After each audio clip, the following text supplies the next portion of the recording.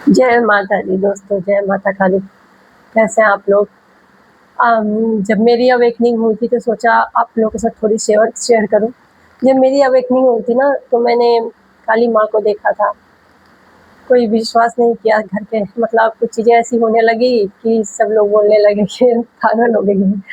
सुबह 3:30 से मतलब 3:30 बजे तक आपको 3 बजे के बाद नींद टूट जाती थी। 3:15, 3:30, 4 ऐसे।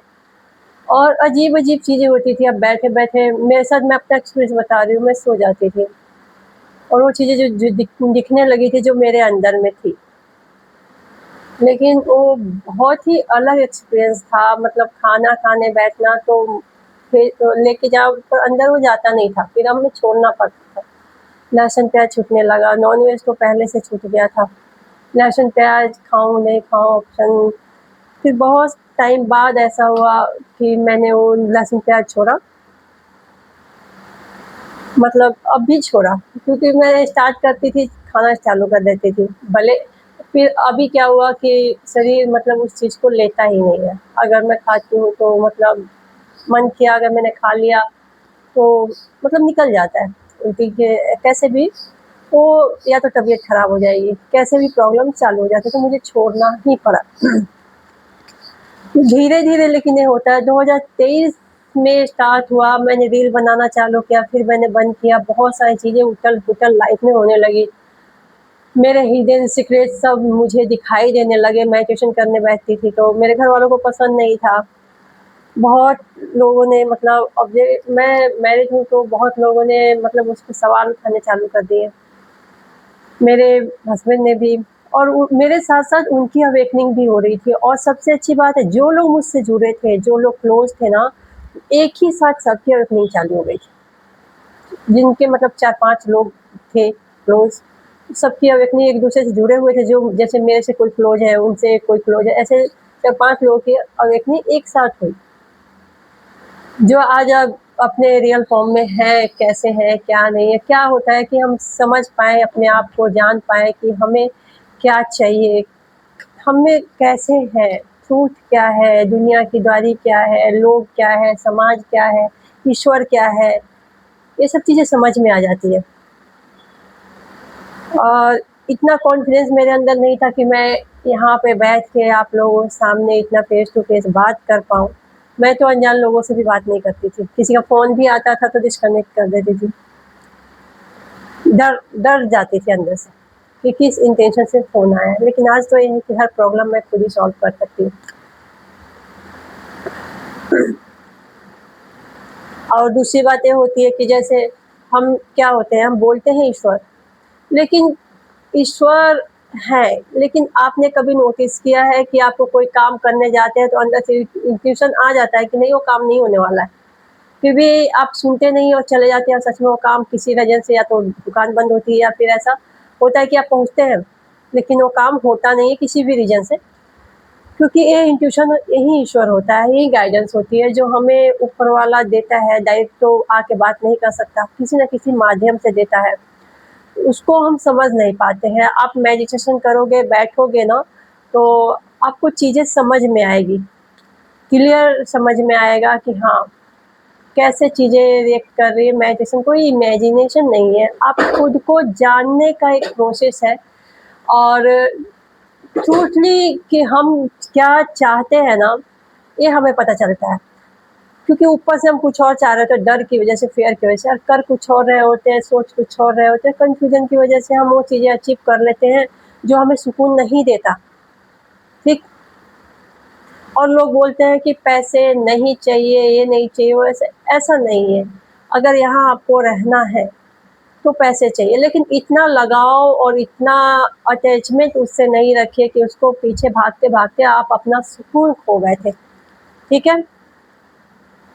और अपनी गलती को छुपाने के लिए हम, जैसे हमारा कुछ मन नहीं होता है तो हम बोल देते हैं कि अरे उसने बोला था इसलिए मैंने ऐसा किया। ऐसा नहीं होता, हम चाहते हैं तभी कोई काम करते हैं, किसी के कहने से नहीं करते हैं। कभी आप बैठ के ये चीज़ सोचिए, ठीक है? क्योंकि हमारे अंदर लेडीज़ लोग भी होती हैं, उनको कहीं जाने का मन नहीं होता तो हस्बैंड के ऊपर लगा देती है, अरे हस्बैंड नहीं चाहते ऐसा।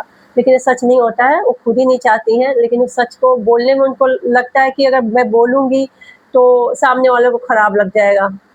इसकी वजह से ब्लेम किसी और पे ठोक देते हैं। जैसे शादी ही हो जाती है और बोलते हैं अरे भगवान ने जोड़ी बनाई है। भगवान ने कैसे जोड़ी बनाई है? आप देख सुन के शादी करते हैं, दहेज लेके करते हैं, पूरा डिटेल पता करके करते हैं कि कितना कमाता है, लड़की क्या करती है, कितना पढ़ी लिखी है। फिर ये ऊपर वाले का दोस्त तो झूठ-मूठ का होता है ना। आपने वो रास्ता खुद चुना था, खुद डिसाइड किया था और आज ब्लेम करते हैं कि भगवान ने मतलब दिया।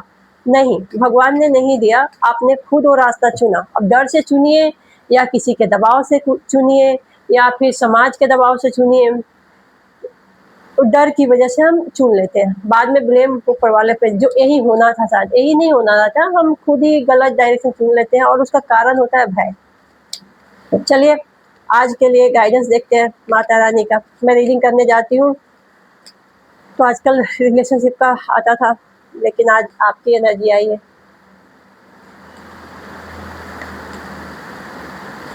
वो कहते हैं देखिए, जो भी व्यूअर्स है इस समय जो भी देख रहे हैं ना, उनके लिए माता रानी का गाइडेंस यही है कि आप हैप्पी जब रहेंगे जब आप पुरानी चीज़ों को रिलीज़ करेंगे। अपनी लाइफ से थॉट्स रिलीज़ करने की कोशिश कीजिए। उससे क्या होता है, कन्फ्यूजन है और ये आँख पे पट्टी बंधे रहना। आप लोग मेडिटेशन कीजिए और नहीं तो मंत्र जाप कीजिए। मंत्र जाप करेंगे ना, उससे भी आपको क्लियरिटी आएगी, ठीक है? तो मंत्र जाप कीजिए आप लोग और जो भी चीज़ें हैं आप पास्ट में हो चुकी हैं, उनसे निकलिए बाहर।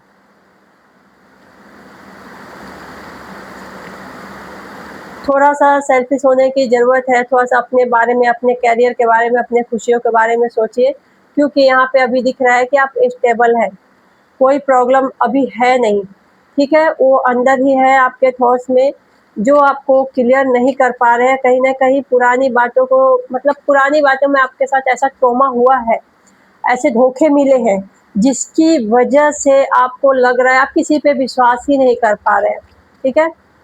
ऐसा नहीं है, विश्वास कीजिए, हमेशा एक जैसा समय नहीं रहता है, हमेशा एक जैसा टाइम नहीं रहता है। जो पुरानी चीज़ें हो चुकी हैं, उनको रिलीज़ कीजिए और आने वाले टाइम पे फ़ोकस कीजिए, ठीक है? मैं कार्ड नहीं ले रही थी, लेकिन आ गया तो ठीक है। आपको कोई ना कोई ऐसा व्यक्ति ज़रूर मिलेगा जिससे आपको गाइडेंस मिलेगी और आपको रास्ता मिलेगा, ठीक है? पुराने थॉट्स को, पुरानी क्लियरिटी को छोड़िए, आप निकलिए बाहर और नई शुरुआत कीजिए। आपको रास्ते ऑटोमेटिक मिल जाएँगे और जो एनर्जी आपकी स्टक है पुराने समय से बहुत चली जा रही है, जो पहले हो चुका है, उसको रिलीज़ कीजिए, मेडिटेशन कीजिए, मंत्र जाप कीजिए, कैसे भी कीजिए। जो लोग भी आप जिस भी भगवान को मानते हैं ना, तो सावर मंत्र कीजिए। आप सावर मंत्र करेंगे, तो उससे क्या होगा कि आपके 1 दिन में, 2 दिन में नहीं 43 डेज़ कंटिन्यू करेंगे आप बैठ के, तो आपको फ़र्क पड़ेगा। स्टार्टिंग में तो आपको बैठने का नहीं मन करेगा क्योंकि आदत नहीं होती है। उसके बाद चीज़ें बदलेगी, ठीक है? तो माता रानी की गाइडेंस यही है कि आगे बढ़िए, रास्ता आपको ऑटोमेटिक मिलेगा, कोई ना कोई सपोर्टिंग आप पे खड़ा होगा और आपका साथ देगा। ये जो पुरानी एनर्जी है, इसमें स्टक मत रहिए, इसको रिलीज़ कीजिए, नई शुरुआत कीजिए। पुरानी बातों को अब अपनी लाइफ से जाने का टाइम आ चुका है, उनको जाने दीजिए, ठीक है? क्योंकि आप बहुत जल्द विक्ट्री मतलब अंदर से 2 चीज़ों में अभी भी थोड़ा-सा है, लेकिन ये सही बताऊँ तो 2-4 दिन की एनर्जी है। जो ये स्टकनेस है ना, 2-4 दिन है, ये ज़्यादा दिन नहीं चलने वाला। परमानेंट एनर्जी ये है कि आप स्टेबल हैं अपनी लाइफ में, सक्सेस पा लिए हैं और ये सब इस मतलब स्टेबल एनर्जी है, जो ये लॉन्ग टाइम रहेगी आपके साथ और ये जो थोड़े समय के लिए माइंड में अप डाउन होता है, वो रिलीज़ हो जाएगा, ठीक है? तो इसके लिए मेडिटेशन या मंत्र जाप कीजिए ताकि जल्दी रिलीज़ हो जाए। आपको ज़्यादा टाइम ना लगे, समय जो बीत रहा है वो वेस्ट ना हो, ठीक है?